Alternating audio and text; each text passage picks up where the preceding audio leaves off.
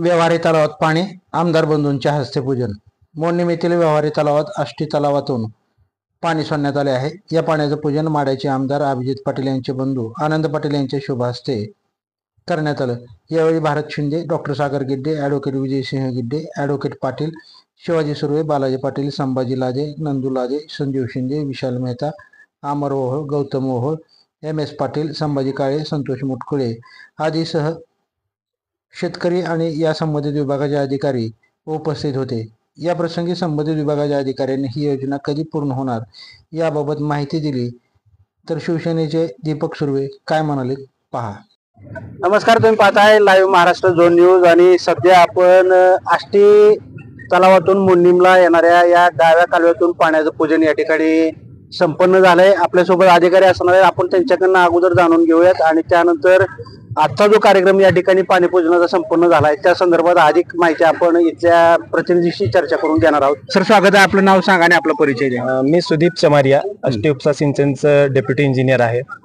आज दिनांक 6/3 रोजी काल रात्री तसं बघितलं तर 2:30 वाजता या पॉइंटला पाणी आलेलं आहे आणि या सगळ्या आपल्या गावकऱ्यांच्या शेतकऱ्यांच्या उपस्थितीमध्ये जलपूजन आणि आपलं जे PDNचं काम आहे, साधारण हा 13.5 किलोमीटर आष्टी डावा कालव्यावरून PDNची लाईन गेलेली आहे आणि आता आपण त्या पॉइंटवर आम्ही बघून आलोय 1,600 वर, म्हणजे 1 किलोमीटर 600 तिथं व्यवहारी तळ आहे. व्यवहारी तळात पण पाणी जात असल्याचं आम्ही बघून आलो, आता खात्री केलेली आहे. चांगल्या पद्धतीने ते काम झालंय. जवळपास 450 हेक्टर एरिया हा आपला भिजणार आहे मोडणीम भागातला. आणि त्यापुढं म्हणलं तर एक साधारण या रेल्वेचं रुळापासून 13.5 ते 24 किलोमीटर पर्यंत अजून कामं राहिलेले आहे.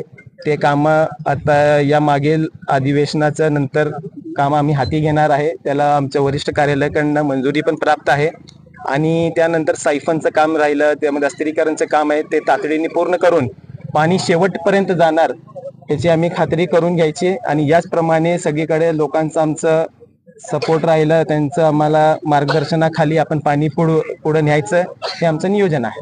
साधारणपणे 97-98 ला ही योजना सुरू झाली होती, त्यावेळेस या योजनेची अंदाजित रक्कम किती होती आणि आता सुप्रमा जो सुधारित होत गेलाय तर आता या योजनेची किंमत काय आहे? 96-97 साली आष्टीचं पूर्ण उजवा डावा या दोन्ही कालव्यासाठी आणि उर्वरित कामासाठी साधारण 30 कोटीची तरतूद होती. आज रोजी त्याची उजव्या कालव्याचे काम जवळपास 91% पूर्ण झालंय. डावा कालवा त्या प्रमाणात बघितलं तर 51% काम झालेलं आहे आणि टप्पा 3 जे आहे तो पूर्ण PDN मध्ये आहे. तो नव्यानेच पूर्णपणे आता काम सुरू करायचं आहे. त्याला पर्यावरण मान्यता घेऊन ते कामे हाती घेण्यात येणार आहे. तत्पूर्वी आपलं टप्पा 2चं जे काम आहे PDN आणि पुढचं जे एक 12-13 किलोमीटरचं कॅनलचं लाईनिंग आहे, त्या कॅनलचं त्याजवळ अजून भराव काम आहे, त्याजवळ काही पुलं आहे, ते सगळ्याचे कामं सगळं मिळून एक साधारण आपले टप्पा 1, टप्पा 2 आणि टप्पा 3 या कामासाठी उर्वरित 350 कोटीची अजून आपल्याकडे सुप्रमामध्ये तरतूद आहे. तर ते कामं वरिष्ठ कार्यालयाकडनं संकल्पन मंजुरी एकदा प्राप्त झाली की पुढचं आपलं उन्हाळ्यामध्ये काम तातडीने हाती घेण्यात येईल. सर, साधारणपणे 30 वर्ष झालं या भागातल्या शेतकऱ्यांची मागणी होती की कॅनलद्वारे पाणी मिळावं. 30 वर्ष झालं अद्याप ही योजना पूर्ण झालेली नाही. नेमकं घोडं अडतंय कुठं? तसं बघितलं गेलं तर डावा आणि उजवा कालव्याचं हे कामं इरिगेशनच्या अगोदर EGS मार्फत होते, एम्प्लॉयमेंट अँड गॅरंटी स्कीम मार्फत हे सगळे कामं झालेले आहे आणि पाणीची उपलब्धता कॅनल कुठं अर्धच होतं, शासनाकडनं त्याप्रमाणे टप्प्याटप्प्यात ज्याप्रमाणे पैसे आले कामं होत गेले आणि आपण 2015 पासून उजव्याला आणि डाव्याला 2020 पासून पाणी सुरू केलंय.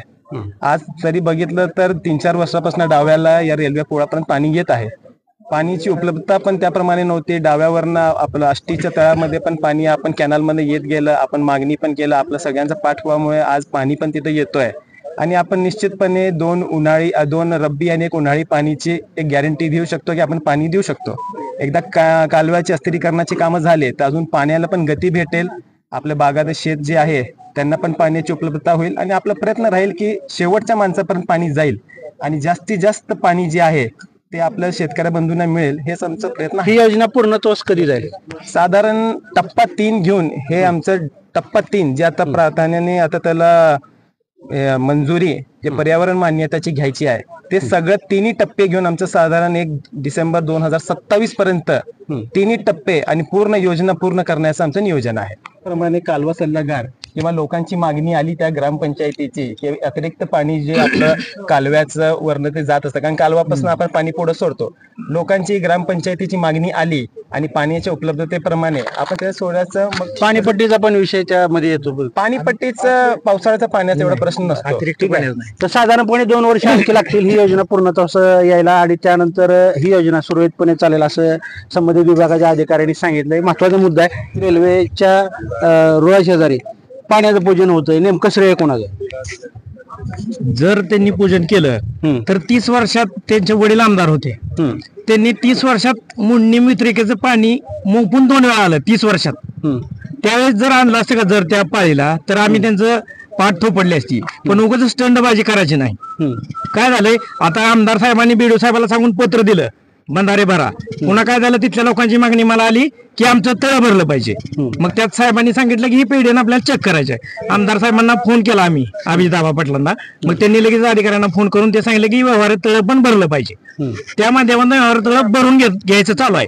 नसेल तर यांचं नुसतं टेस्टिंगचं हे होतं प्लॅन. पण आमदार साहेबांनी ह्यांना सांगितलं की ती तळ भरणं आवश्यक आहे. ते पत्रात पहिल्यांदा आपण बंधाऱ्यासाठीच दिलं होतं.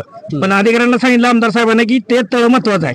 त्या तळ्यावरून बैरागवाडी मुंडणी जवळजवळ 25% भाग त्याचा फरक पडणार आहे. आणि श्रेय घ्यायचं म्हणलं तर 2016ला संघर्ष समिती म्हणून मी रवी जाधव, विष्णू बाबाचे बापू आणि संतोष पाटील सर पण होते, शिवाजी सुर्वे, बाबूतात्या सुर्वे यांनी आम्ही बसून ही बंद पडलेलं काम होतं ते 2016 पासून उपोषण केली.